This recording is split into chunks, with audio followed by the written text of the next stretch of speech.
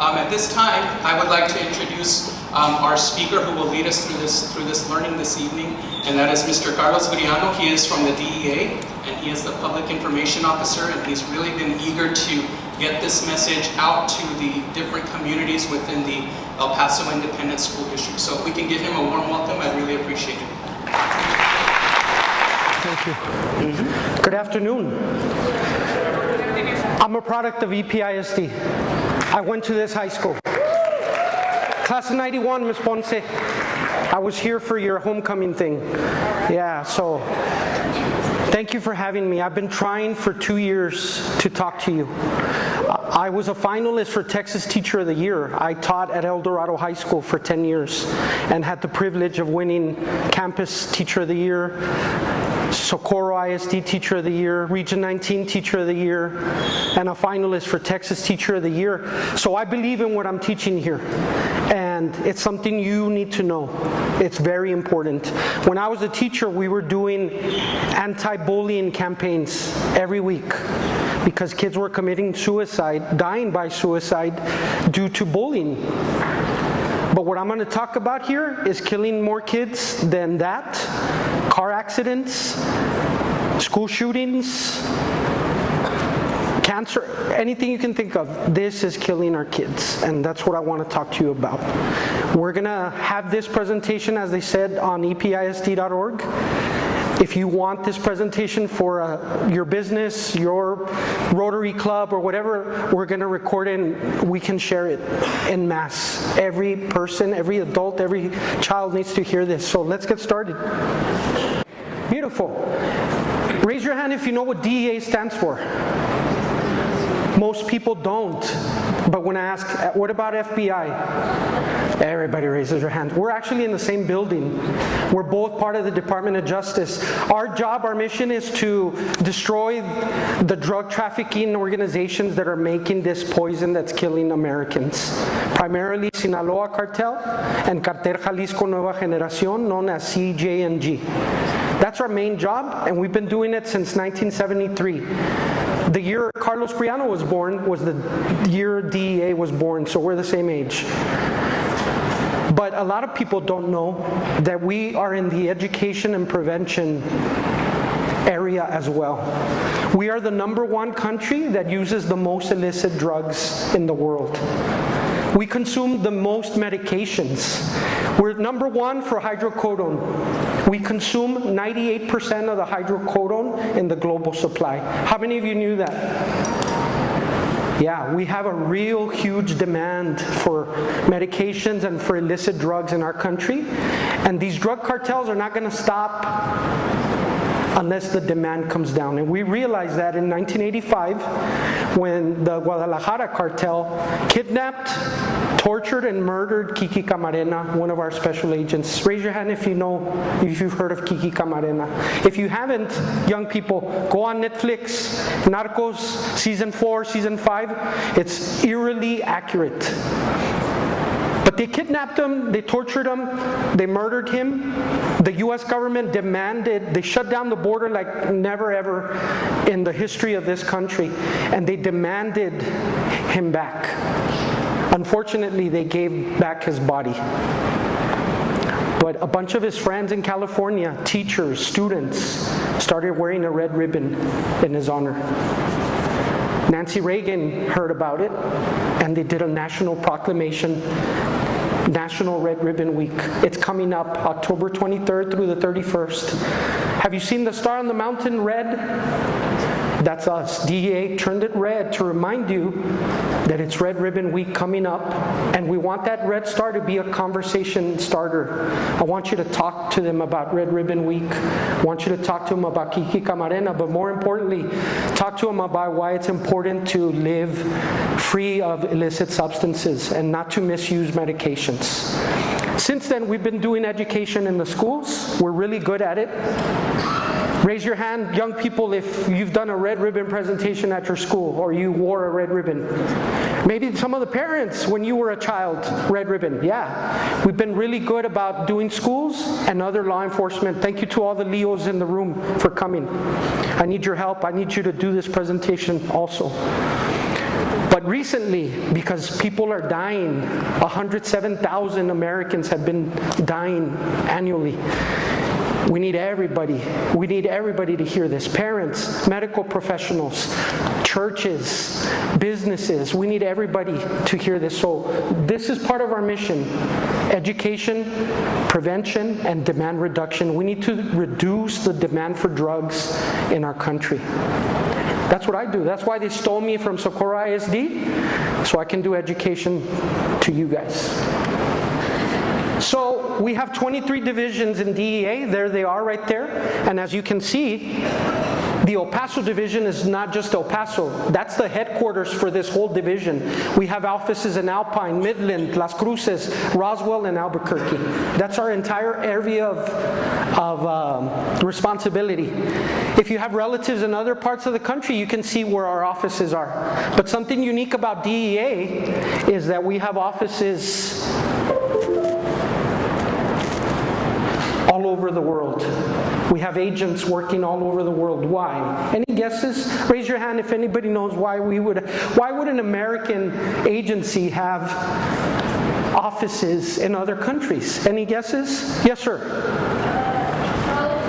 Yell it like you're yelling at your friend. Probably because of the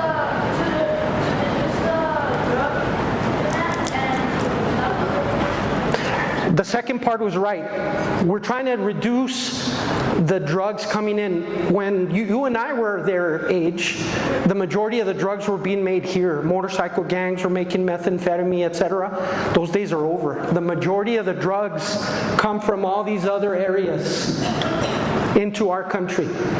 So you'll notice we don't have dots in every country.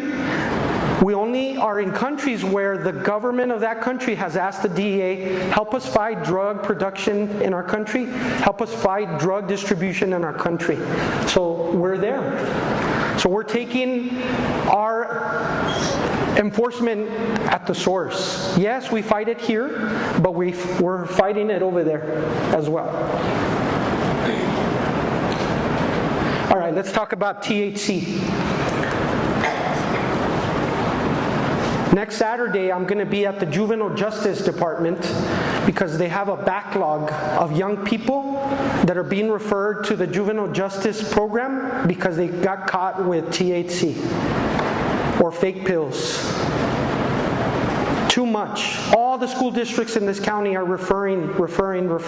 So I'm talking to the kids and their parents, mandatory. And if they get this education and graduate, their record will be expunged because they are busy with the young people that are selling them, that are trafficking all this stuff. So we're working with the kids. But look how many kids, this is 2017, ladies and gentlemen, and boys and girls. How many were using marijuana, cannabis, THC products? 1.6 million under 17. If we include their siblings who are in college, it's like 10 million people. It's a lot. It's the highest it's been in 35 years. The University of Michigan has been studying substance use since I was a little kid. They've been tracking drug use among Americans, especially young people, and according to their study, it's the highest it's been among college kids in 35 years. 1 in every 12 college kids is using it every day or almost every day. And here's what concerns me as a former high school teacher. When that university surveyed high school seniors, any seniors in the room, raise your hand, class of 2023? Woot woot, go Panthers. When we asked people like her, is doing cocaine dangerous? Is doing heroin dangerous? The majority said yes. When we asked them LSD, it's still a majority, but they probably didn't know what LSD was. They got to ask their parents. But when we asked them, what about marijuana, cannabis, THC? Only 20%, 1 of every 5. And it's not their fault. They're getting mixed signals. Maybe their parents use it. Maybe they know that it's legal in about 35 states for recreational use. The celebrities, their athletes use it. Their elected officials are lobbying to legalize it. So they're getting mixed signals. So it's not their fault. Maybe you're getting mixed signals as a parent. Well, I thought it was legal, so it must be safe. Let's talk about that. Not everybody that uses marijuana, cannabis, THC is going to develop a disorder with it. The majority won't, but 30% will. That's a high percentage. But look what happens, parents, if they start before they're 17. 4 to 7 times more likely to develop that disorder. This product is not good for your kids. In fact, none of the states who have legalized it have legalized it for under 21. In my opinion, they should have made it 25 and up, and I'll tell you why later. Again, this data is according to the National Institute on Drug Abuse, their latest in 2022. This is more accurate data. And this is why it's not good for your kids, parents. You've heard of THC. The reason we use the acronym THC is because delta-9 tetrahydrocannabinol is hard to say, right? So we go with THC.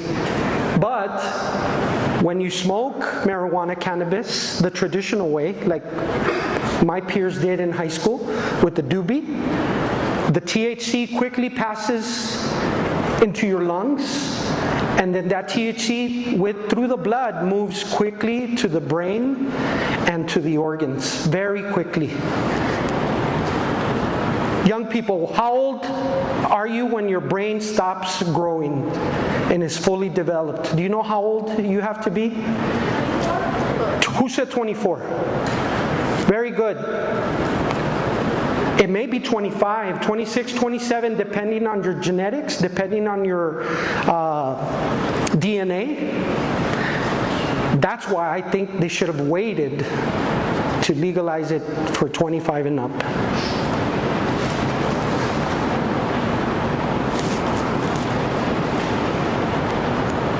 A mistake people are making is a lot of people aren't consuming THC, cannabis, marijuana, the old school way with a doobie, right? How are they consuming it now?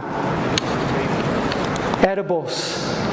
Our neighbors to the north in New Mexico legalized it for recreational use on April 1 of this year.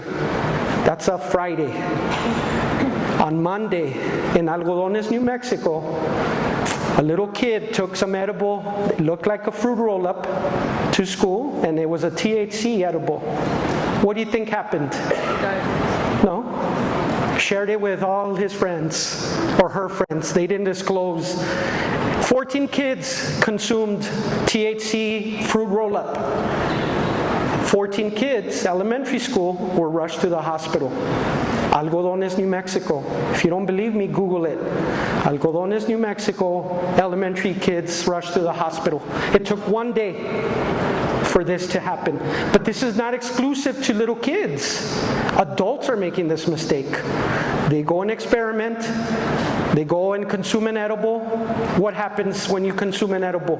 Do you get high like that?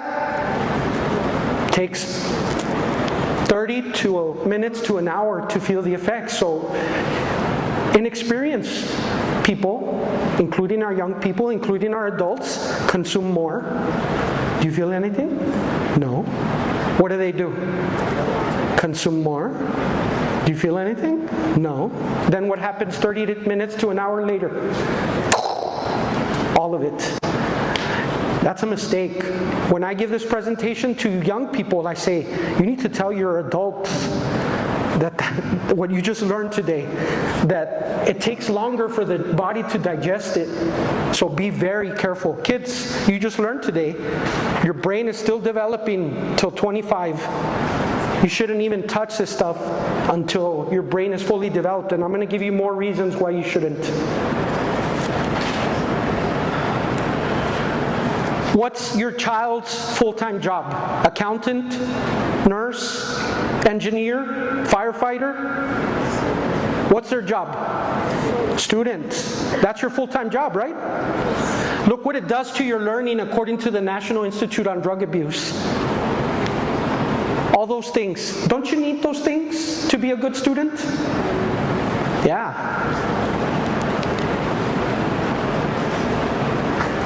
When I talk to students, I'm like, a lot of you have respiratory issues. It negatively affects those as well. Your heart rate. If you're pregnant, when I give this presentation to high schools and college kids, if you're pregnant, it could have negative effects during and after the pregnancy. I tell them, without raising your hand, boys and girls, some of you struggle with mental health issues. Some of you are taking medications for your mental health issues. According to the National Institute on Drug Abuse, it can exacerbate your mental health, especially if you have bipolarity or schizophrenia. This is not a product you should be using if you struggle with mental health, if you're taking medications for mental health. Who drives in here? Raise your hand if you drive. Every state that legalized it, without fail, saw an increase in accidents. If you don't believe me, Google Colorado or Rocky Mountain HIDA threat assessment. We have 10 years of data in Colorado. They were the first. The number of accidents that went up because what does it do, ladies and gentlemen? Reduces your judgment, coordination, reaction time. You need that to drive. It also hampers your ability to judge distances, react to signals, sounds on the road. Again, this is not according to DEA, this is according to the National Institute on Drug Abuse. Their latest data from February 2022. Back to the learning. When you use these products, marijuana, THC, cannabis, whatever you want to call it, the effects can last sometimes for weeks, depending on how often you use it. I know you guys want your child to go to college, finish high school, go into the military, get an apprenticeship. Kids under 18 who use these products are less likely to graduate high school or go on to those things, according to the National Institute on Drug Abuse.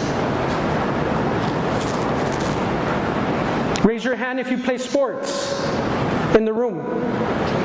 Do you want to ride the bench or be a starter? Be a starter, right? Look what it does to your athletic stuff. Timing and coordination, are they important in sports? This reduces your timing and coordination. You're not helping yourself be a starter if you play sports. And here's the problem, everybody. Maybe you don't know this.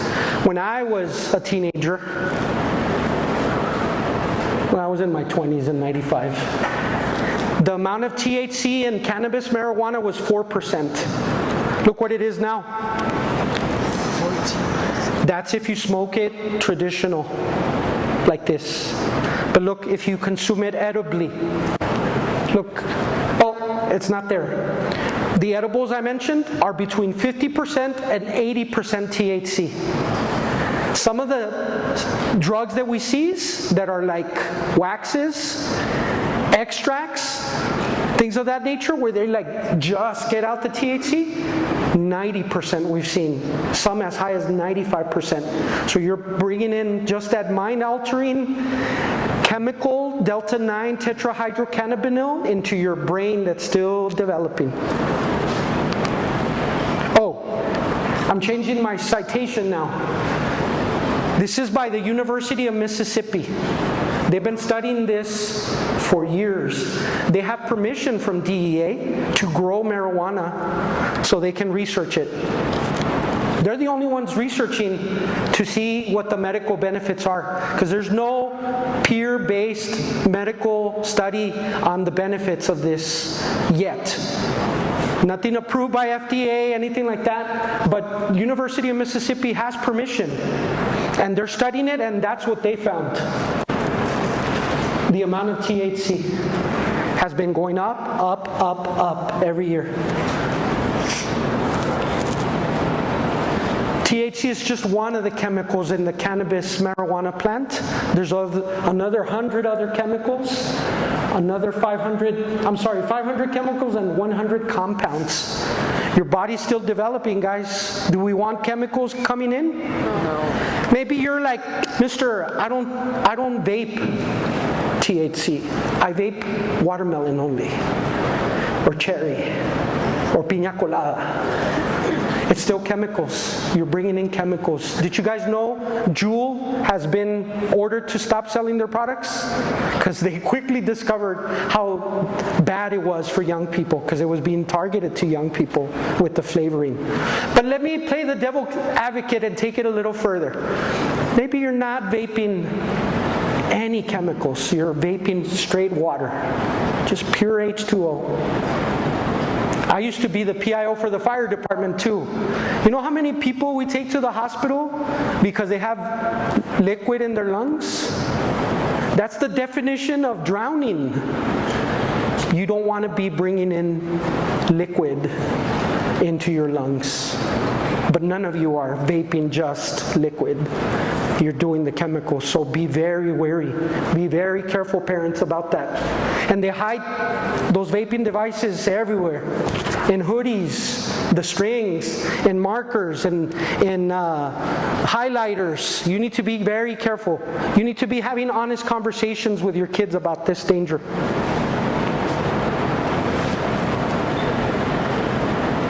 I already told you what THC is. You guys already know. What does it stand for? Anybody? Delta 9? Something, no. Delta 9 something, no. Delta 9 tetrahydrocannabinol. We also saw the number of emergency rooms. There's data, 10 years of data in Colorado of the number of emergency room visits going up because of what I just described earlier. I already talked about that. And that. So parents, remember, even though the states have legalized it, some states, Texas hasn't. So if you're one of those that likes to go to New Mexico for fireworks, don't get in the habit to go to New Mexico and bring marijuana cannabis, because that's a felony. And your kids are getting felony or being exposed to felonies if they catch your kid in school with a THC product. It's a felony, and I don't know what the school district policy is on how they handle those, if it's immediate referral to the alternative campus or not, but you need to be aware of that. No state has legalized it for 21 and under. It's all 21 and older, but at the federal level, it's still illegal. It's still under the Federal Controlled Substance Act, although I will say the president recently did a bunch of pardons and has tasked the states to look at it, to maybe take it off the Controlled Substance Act. And the University of Mississippi is one of 8 universities studying it now. We've given permission to other universities to study it, but as of today, it's still under the Federal Controlled Substance Act. So be aware of that. I don't know of anything in the news where someone died from marijuana, THC, cannabis. That was you, right? That said he died, or one of you. Yeah, he died. No. I don't think I've heard of anybody dying from this. But this next thing that I'm going to talk about is killing people. It's the #1 killer, according to the CDC, of young people. 13 to 17. 13 to 25, or 18 to 25, and 26 to 45. The cartels, something happened in the late 90s. A new medication was introduced called Oxycontin. Yeah?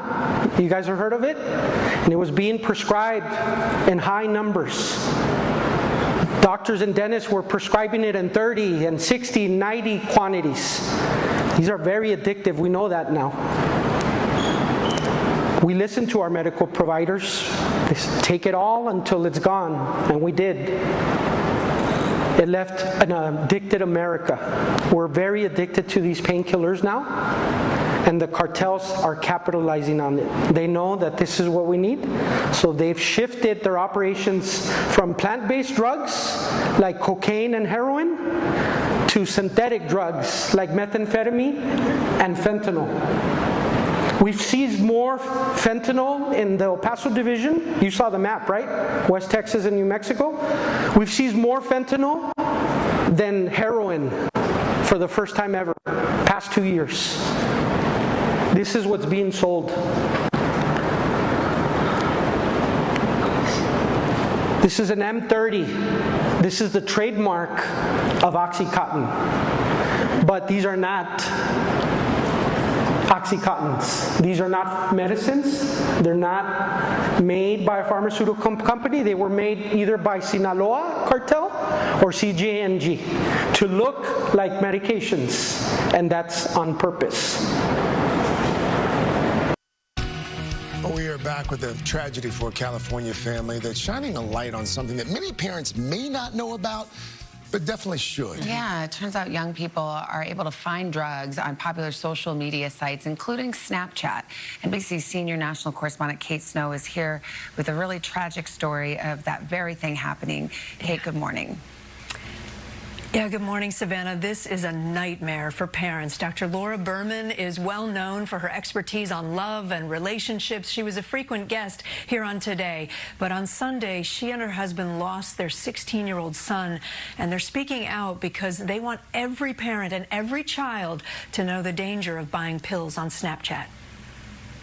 It's a lethal combination, teens and 20-somethings stuck at home during the pandemic and drug dealers using Snapchat to push a deadly product. I didn't intend for us to be on the news. I just felt helpless. All I was thinking about is that this couldn't happen again. And I was so furious and helpless. For years, Dr. Laura Berman has offered advice on matters of the heart. On Instagram Monday, it was her own heart breaking. My beautiful boy is gone, 16 years old, sheltering at home. A drug dealer connected with him on Snapchat and gave him fentanyl-laced Xanax, and he overdosed in his room. He asked his dad for a cheeseburger, and an hour later, I went into his room because we'd been talking about an internship for the summer that he wanted to do, and he was on the floor and gone. I'm so sorry. Sammy was a football player, a junior who was into business and just built a biosphere in his bedroom. He was always doing little projects and full of intellectual curiosity and excitement for the future.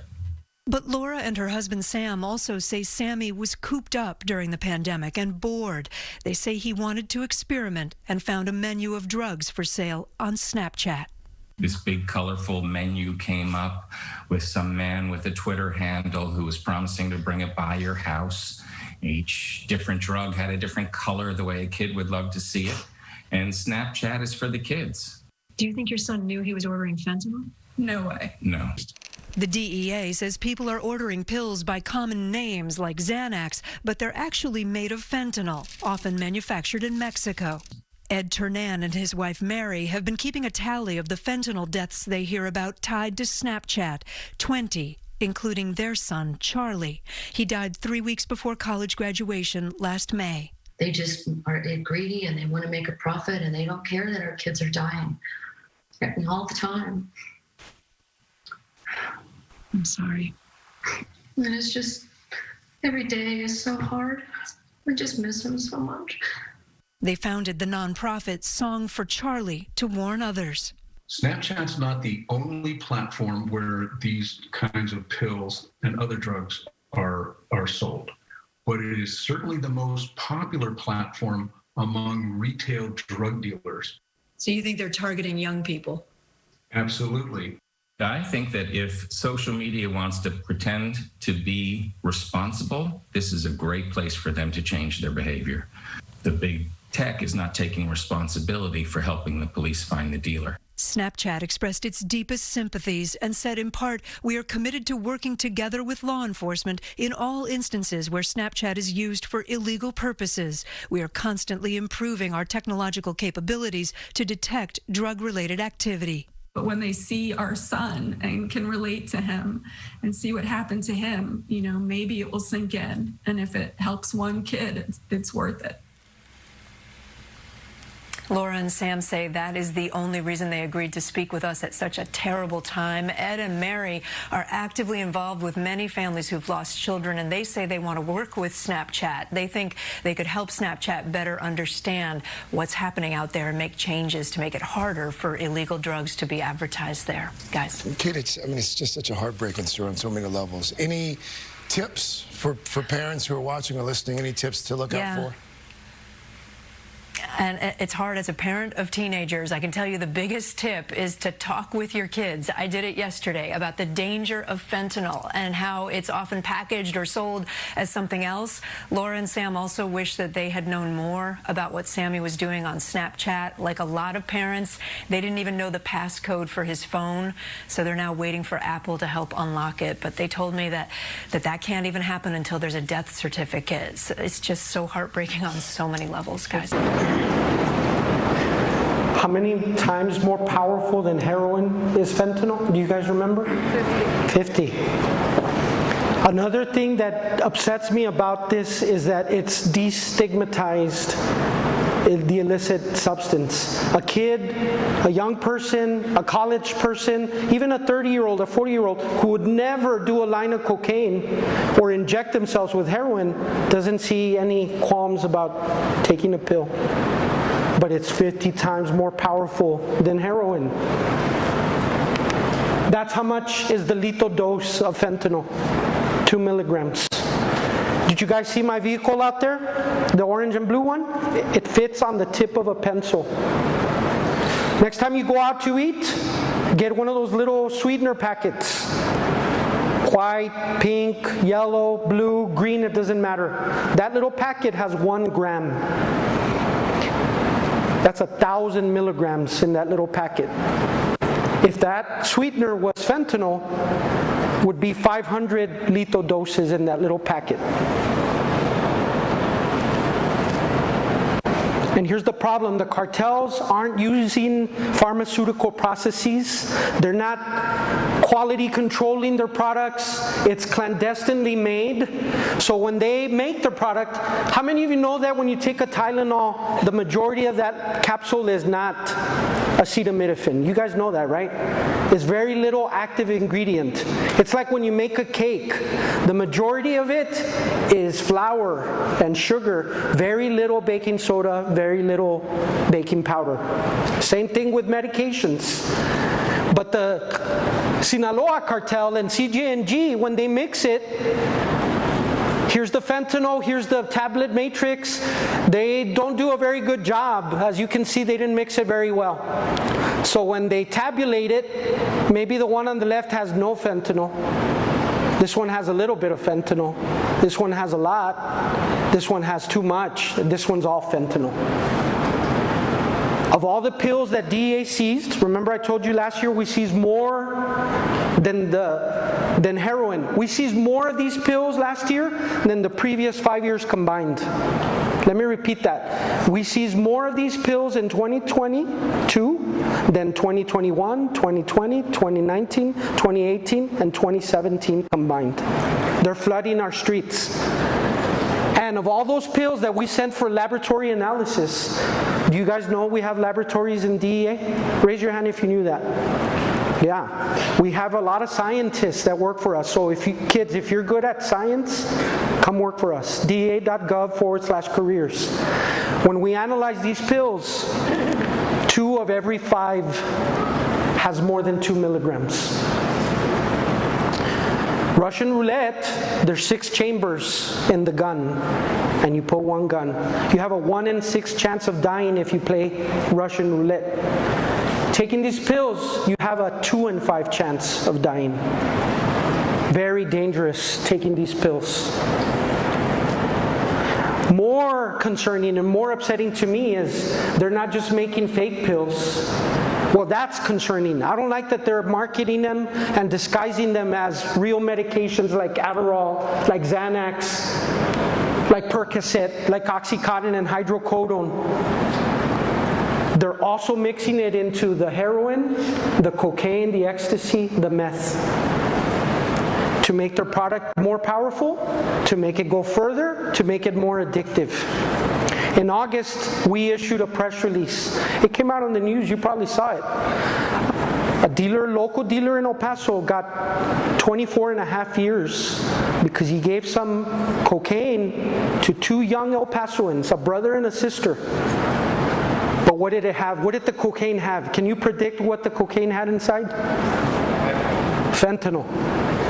Both of them died. They died in each other's arms. So the DEA went after him. The U.S. attorney prosecuted with distribution that caused death. The minimum sentence for that is 20 years. And it didn't matter that he didn't know. He actually complained to his supplier for giving him a bad batch. But there's no quality control anymore in these drugs. It's too dangerous. You cannot experiment anymore. Fentanyl is killing. And you're playing the 2 and 5 game. Fentanyl is a medication. Did you guys know that? You can get it with a prescription. Most of the time, it's administered in hospital settings, in hospice care, in nursing homes, for people in excruciating pain or for surgery, because it's so powerful. This is how they make fentanyl. Clean, sterile, regulated by us. Every amount is the same. It's prescribed in micrograms. What's the lethal dose of fentanyl? 2 milligrams. It's given in micrograms. There's 1,000 micrograms in 1 milligram. So it's small amounts. That's how we make medical grade fentanyl. Look how the Sinaloa cartel and CJ&G make it. They make it in jungles, in deserts, in apartments, in garages, wherever they can. And they're trying to make them in small laboratories, so if they get busted, it doesn't ruin their whole operation. They can go somewhere else. Does that look like a pharmaceutically acceptable process? Is there quality control in there? We recently announced some college kids were making fentanyl in their college dorm room in Utah with mason jars. That's how they were mixing it. One of the kids that was distributing, we could not arrest him because he overdosed, or he was poisoned to death with this illicit fentanyl. He inhaled it himself as they were making the drugs. Super dangerous.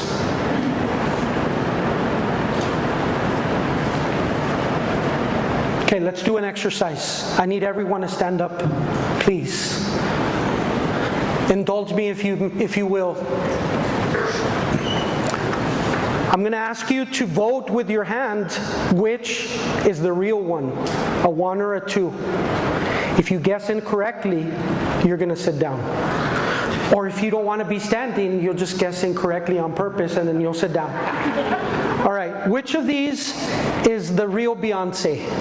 Number 1 or number 2? No, you don't say it out loud. You vote with your hand.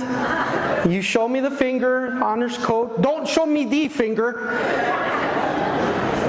This one, the pointing finger, not the middle one. So which is the real Beyonce? All right, cast your vote, lock it in. Is that your final answer? Okay, if you were wrong, please sit. If you are correct, stay standing. It's going to get a little harder now. Let's try it with this pair of Nike Airs. Which is the real one, 1 or 2? Cast your vote. We're honors system here.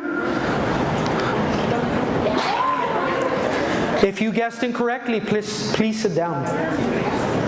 All right, let's do it with what we're talking about today.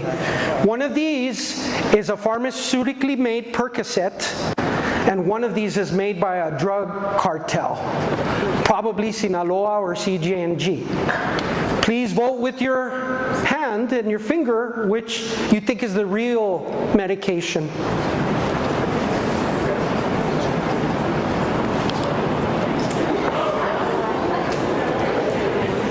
Yeah, it's much harder, isn't it?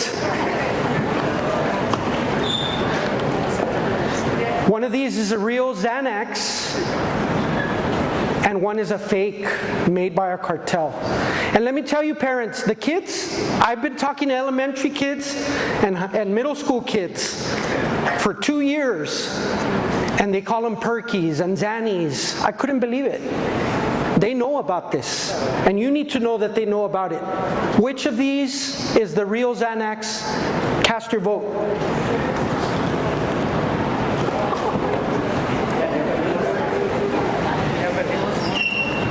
Okay. One of these is a real Valium. One is made by a cartel. Cast your vote. This guy's calling a friend over here and phone a friend. All right. Most of us do not know what color our medication should be, what size it should be, what shape it should be, unless we get it from a pharmacy, right? And the little identification of medication tells you. But you're guessing right now, and that's how these fake pills come. They don't have the little, this is what size it should be, this is what color it should be, this is what shape it should be. Nope. One more. We have a few still alive. This is the famous M30 I showed you earlier. It was in rainbow format. We've caught some now in rainbow, and they're doing that to conceal, because it's much easier to spot a bag of M30s if they're all blue. So they're trying to conceal them. They're trying to be tricky.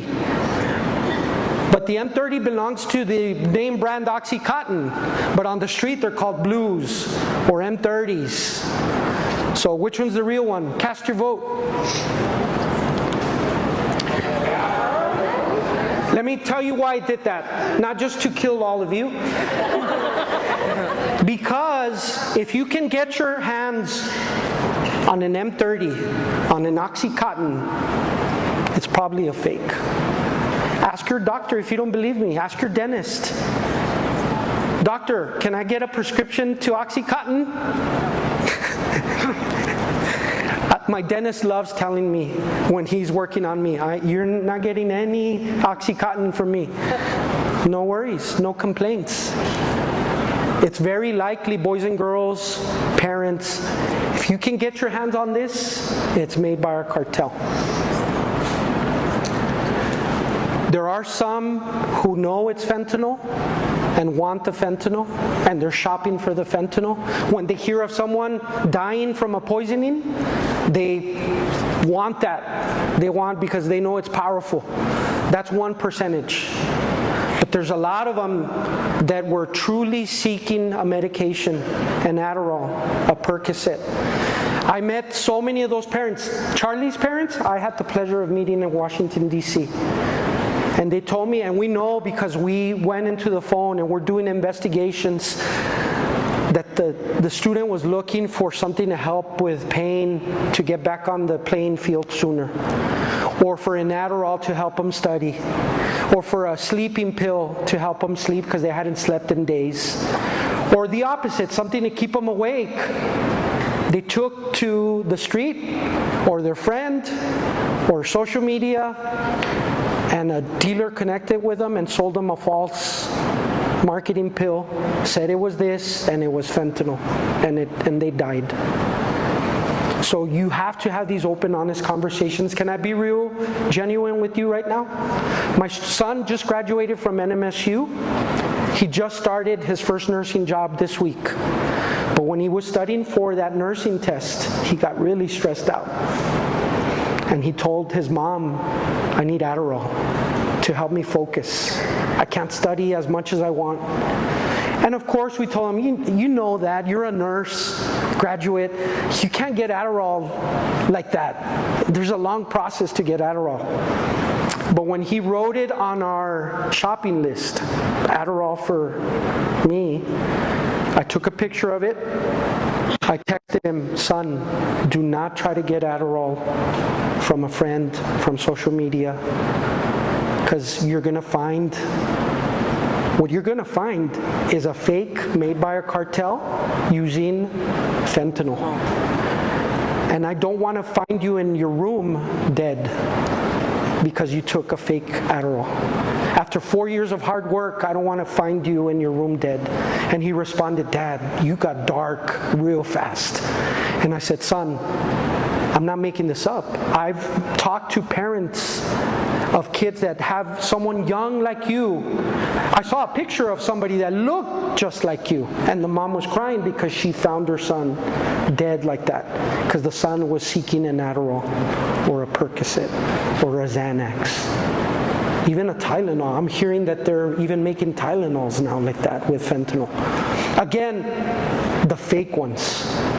DEA stance, ladies and gentlemen, boys and girls, is the only safe pill to take, is one that you got from a doctor, a dentist, with a prescription. You filled at a licensed, registered pharmacy. The bottle or the envelope has your name on it, and you're going to take it as directed by that medical professional. That's the only safe pill to consume. That's DEA stance. We're doing a lot of operations in enforcement. We're seizing these. We're destroying cartels that are selling them. We're arresting these retail drug dealers. They're calling themselves independent contractors now. To them, it's a business. We're arresting them, especially if they kill somebody. Whether they know that it has fentanyl or not, doesn't matter. We're doing a lot of enforcement. We're doing a lot of education, but we need you to do this education yourself. This is being recorded. It's going to be shared on episd.org. I challenge you, share it with everybody you know. I challenge the school district leadership. Email it to all your parents.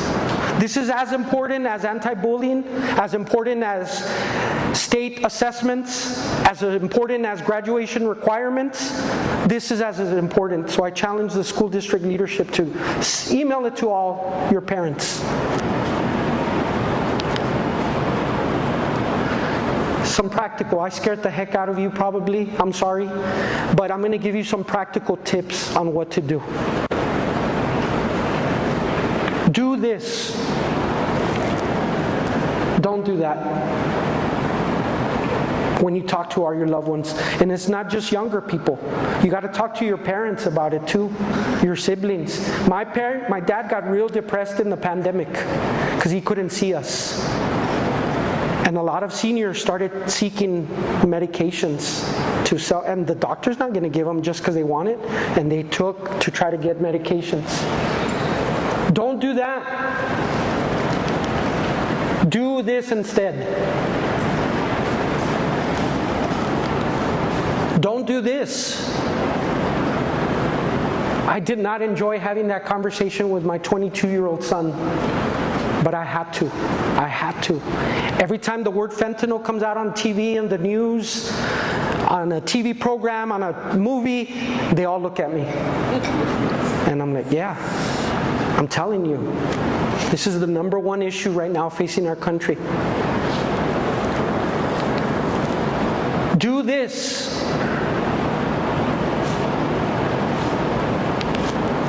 Don't do that.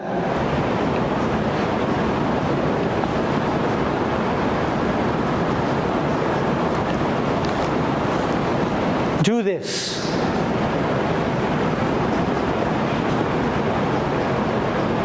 Don't do that.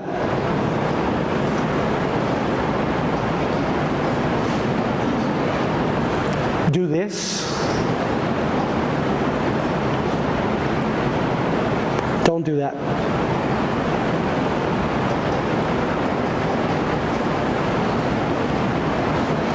Red Ribbon's coming up.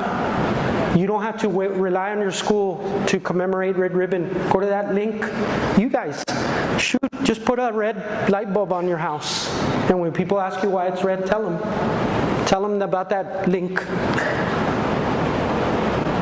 Any Boy Scouts, Girl Scouts in the room? Or Boy Scout leaders? We give a patch, DEA. Check out that link, or just go to DEA.gov and, or Google DEA Boy Scout, Girl Scout patch. You can earn one by doing some anti-drug activities. Arm yourself, parents, with information. Don't take my word for it. There's a link right there. I quoted the National Institute on Drug Abuse a lot. Get the facts. I have a lot of flyers out there. Take some. Another week like Red Ribbon, the SAMHSA National Prevention Week. A lot of ideas you can get from there. School does a lot of illicit drug stuff. Churches, coalitions, join them. Go and find a local one at catka.org, or you start one.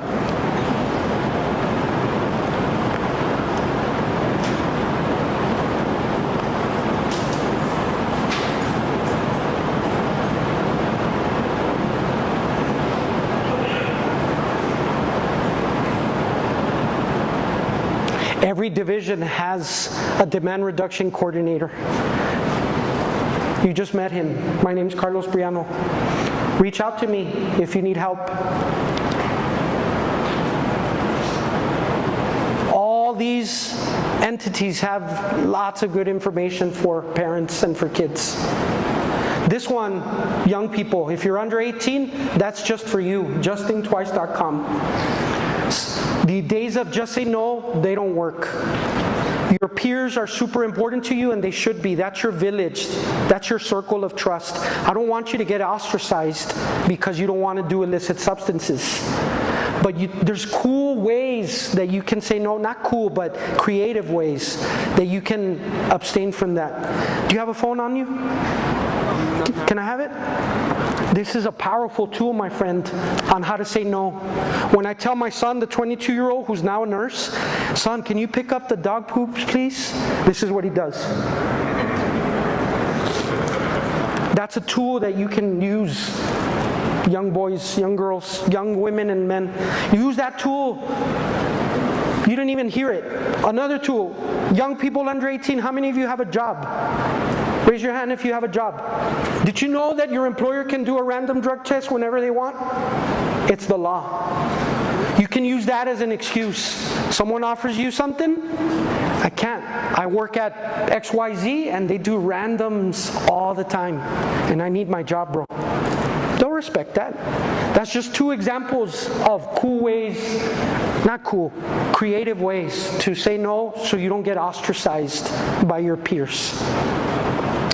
A lot of the science of addiction is there. If you don't believe me, Carlos just made everything up. Just go and you'll confirm all that information there. This one is for college kids. Parents, if you have a kid in college, a lot of resources for college-age kids at campusdrugprevention.gov. A lot of publications are there. Get Smart About Drugs in English and in Spanish. About any drug you can think of. Parent toolkits. How do I talk to my kids? I need ideas.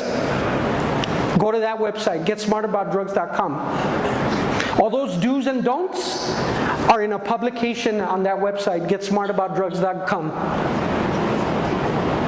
This one's another one for teens. From NIDA, the National Institute on Drug Abuse, has one just for you guys. Check it out.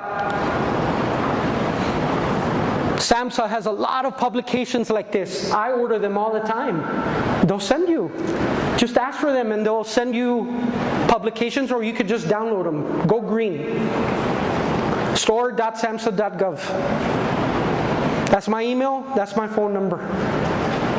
If you need my help, you want this presentation, because you know what? I'm going to do this presentation. Go for it. I'll give it to you. I'll send it to you. You can do this presentation. That's my job, to help the community with that. So with that, I thank you for your time. Thank you so much for being here. But take my challenge. Talk to every loved one in your circle. Younger, your peers, your siblings, and your parents, your in-laws. Talk to them. We need to save lives. We need to reduce the demand for illicit drugs in our country, or the number of deaths due to this is just going to keep going up and up and up. Thank you so much for your time.